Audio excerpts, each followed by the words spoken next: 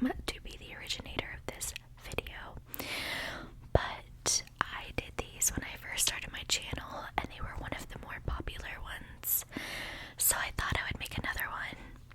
So today, we're going to be reading funny Reddit stories.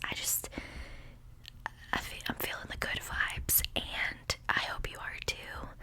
I hope that these can put you in a good mood before bed and relax you. That's the goal. So if you're interested in a good story before bed, please keep watching, and please like and subscribe. That would mean the world to me. So let's get started. Okay, really quickly, I'm gonna type in funny stories on Reddit.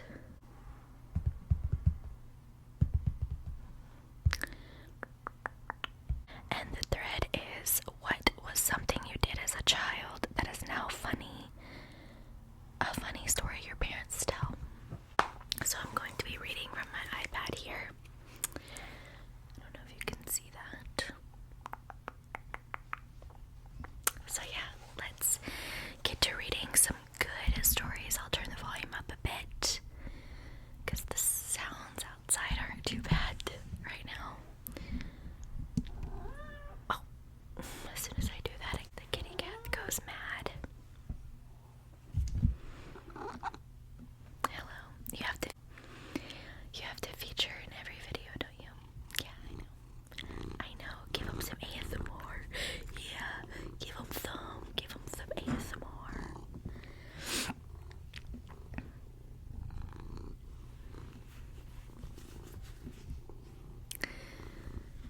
Okay.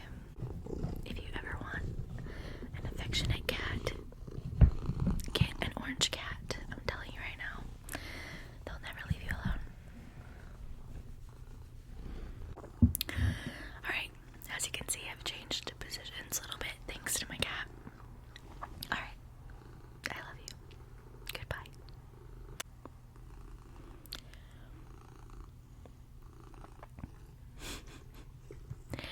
Do you have to give yourself a bath right here?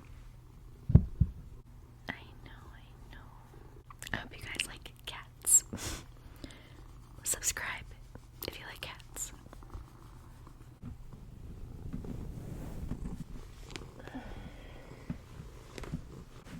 Alright, let's proceed. So what was something? No, you can't do that. You can't do that. That's loud for them.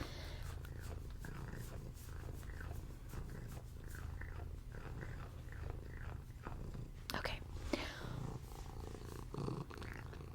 Thank you. What was something you did as a child that is now a funny story your parents tell? As a toddler.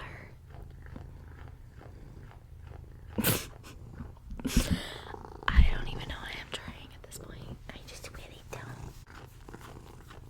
This is literally me all day, every day. Okay. As a toddler, every time I got into an area that would echo even the slightest, I would moo at the top of my lungs. Okay. Okay, these aren't funny. Oh.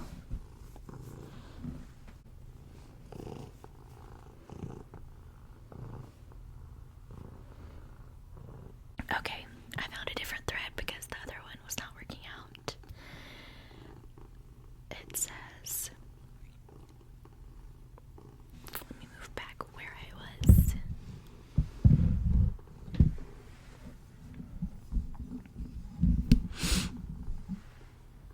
Okay. Let's just take the mic off and talk. Let's just take the mic off and talk directly into it. Okay, so we're gonna get cozy. It says on the thread, ask Reddit, what is the funniest real life story you can tell?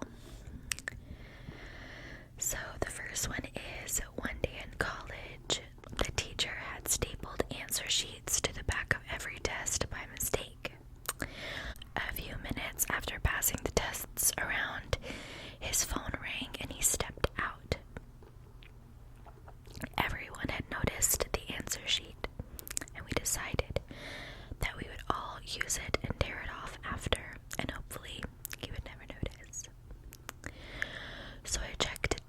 answers, and they were all correct except for the last one. We were to draw a flow chart for a process. I checked the answer sheet, and it said answers will vary. I drew my flow chart, tore out the answer sheet, and walked to the front podium to turn the test in. When I got to the podium, I had to know. I had to see what everyone else had drawn for their flow chart.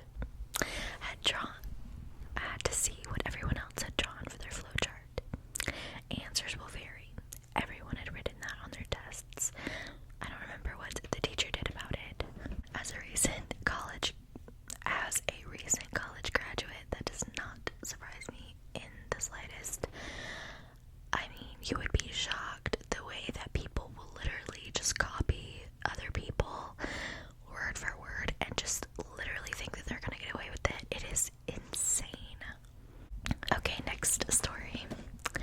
High school, junior year, first day of class. Teacher walks in. It's an older, wrinkly guy with a stash. A little weird looking. His shirt is only tucked in on one side, and everyone is just getting the wrong vibe. He's not all there in the head. He's got a maniac look in his eyes, and he's creepy. He starts going through attendance, not looking up the entire time. Then he gets to my name. He starts to say it, and then he stops, looks up, scans the room, looks directly at me, and says, Mr. 102194, I'm glad you're here. How's your family? Is your little sister playing the piano? Is that model ship still on your dresser? Is your room still blue? I'm shocked, mortified, and I can't find the words to respond. This creeper has just described my family and the room I sleep in at night. Of course it is. It's only been, a week? Then he goes back to attendance. Panics were had that day. But anyway, the next day I find out that the old crazy guy is my uncle's best friend, and they and my dad decided to pull a prank on me for my first day. The teacher wasn't so crazy looking the rest of the year. He shaved the stash, dressed better, and stopped making his eye twitch. I have to admit it was a good prank, even if I was terrified of being murdered for a day or two. Alrighty. Next story. I'm an American in China, and I arranged a meeting with a guy from Germany. I go to his hotel. He says I'm coming down in the elevator. The elevator opens, and the only Western face I see is a guy looking for me, or so I thought. He introduces himself with a thick accent, and we talked for half an hour before we both figured out they were supposed to be meeting other business persons. Yep, they were in the elevator area waiting for us, another American and a German, go figure. That's funny. Alright, this one is about intercourse, so I'm gonna read it. I'm just gonna add a little trigger warning right here. This is related to sex. I don't know what it's about, but I will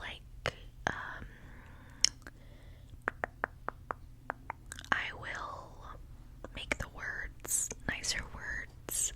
I don't know. You get me, okay? We'll make it PG. Or, yeah, we'll try. But yeah. So, after having intercourse with the fourth girl of my young life at the time, I decided to get checked for an STD. Not for any physical reasons, mostly for the emotional reassurance.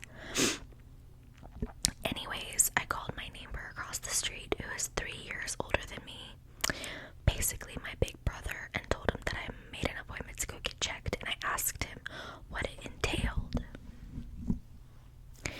He said it wasn't too bad. They will do a sample, a swab, and check your blood.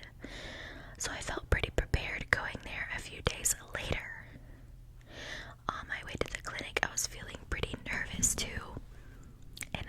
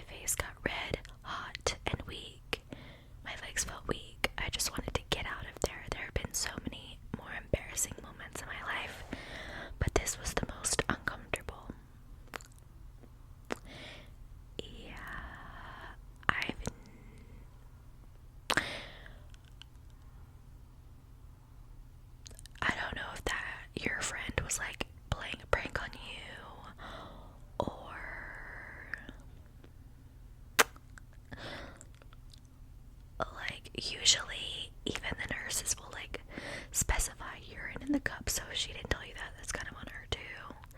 But also, like, I mean, I guess it makes sense. Anyway, next story. My ex-boyfriend's mom had her eye makeup tattooed on and sent her kids, who lived with her at the time, to the store for a couple of things. It wasn't until my ex and his brother were in the checkout line, receiving funny looks from the clerk, that he realized that there were two lone men buying nothing.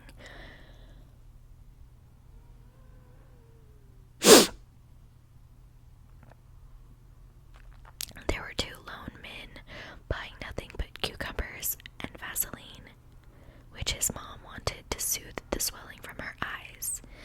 My ex panics and blurts out, "No, it's okay, he's my brother." They received major sketchy faces. He just stopped talking, figured there was nothing he could do, and just accepted the judgment. Oh my gosh.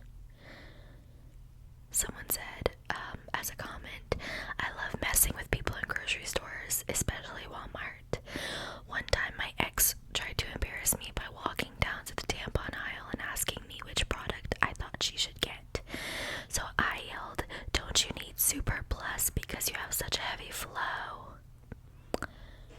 She ran away." Next story. One time in college, my buddies and I were out at the bars. I'm like making sure they're appropriate. One of my friends successfully picked up a co-ed and brought her back to the house. It was late in the spring and hot, and the old house we were in didn't have AC. When this happened, we would usually just sleep on the couches and hammocks that were on the front porch. Yikes, that sucks. A few of us were out there for a while when one of my buddies got the idea to climb on the roof of the front porch to spy on our other buddy getting some.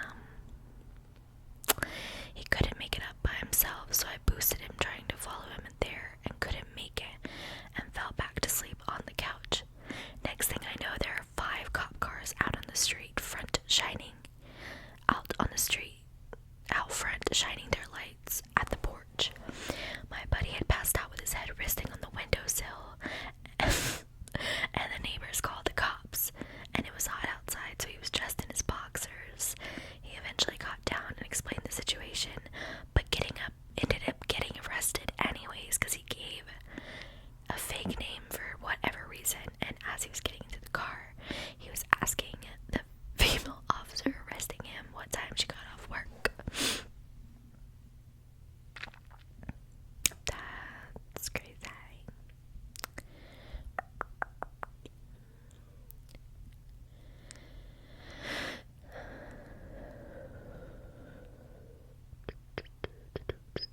Okay, this will be our last story. I had a flock of chickens, and something kept getting them at night during the night. It would only take one bird, no remains, so I assumed it was a fox. My family went on vacation, so I decided to stay up in the barn for the night to see if I could catch what was getting them. That night, every chicken roosted for the evening in the bushes around our house.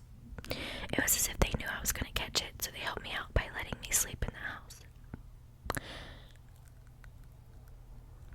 I lay on the porch in a sleeping bag with an old lady blue plaid nightgown and a flashlight in my head. About 1 a.m., I hear a squawking sound. I jump up with the flashlight, run outside, and see something small with a hen in its mouth.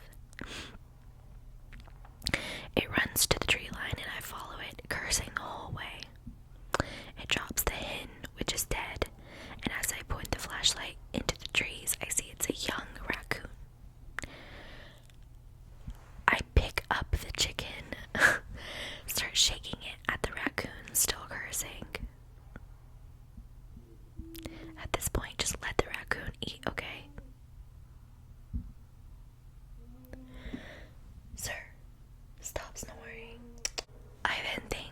shoot this raccoon right here and now. So I run back to the house, still holding the dead chicken and the flashlight, and look for a gun. The only thing I can find, which is a loaded paintball gun. I set the kitchen on the counter. I set the chicken on the counter, grab the gun, and run back outside. After finding the raccoon with the flashlight still sitting in the tree, I drop the light and open fire. It's paintball gun, splattering the whole tree with hot pink paintballs, and I'm screaming, "Take that! That'll teach you to eat my chickens." Mind you, it's 1 a.m. and I have neighbors.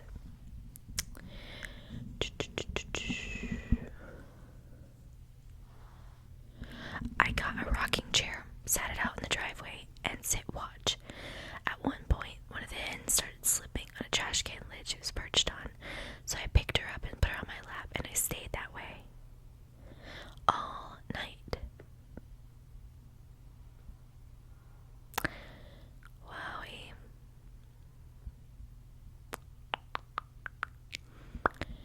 Okay.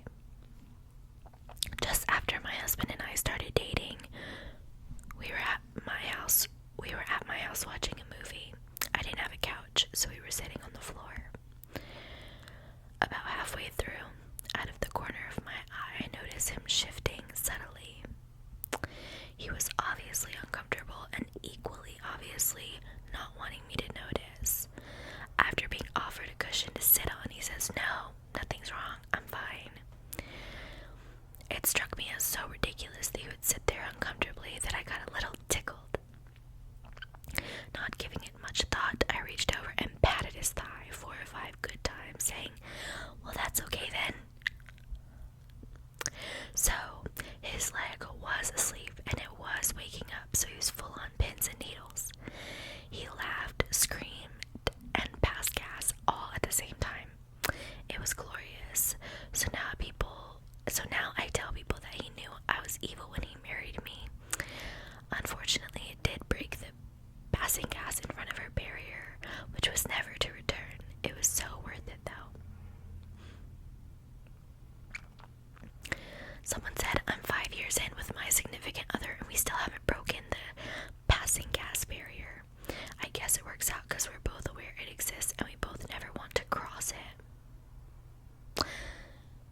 That's awful. See, I don't get stuff like that. Like, these are normal body functions. Why are we hiding from our partner? Like, could never be me. Could never be me.